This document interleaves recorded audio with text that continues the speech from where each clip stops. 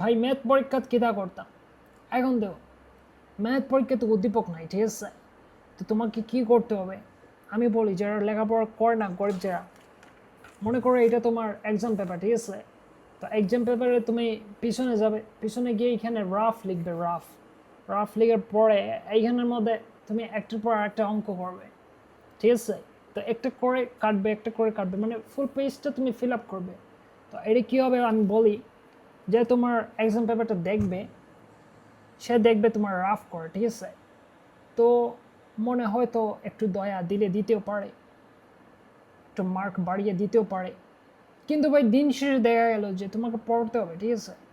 না পড়লে তুমি কিছু করতে পারবে না। যেমন আমি বলি, আমি একদিন এক্সাম দিতেছিলাম, তো আমার পিছন থেকে আমার বন্ধু একটা শুধু বারবার জিজ্ঞেস করতেছিল, এটা কী লিখছিস, এটা কী লিখছিস, মানে ও আমার দেখা দেখি লিখতেছে আর কি।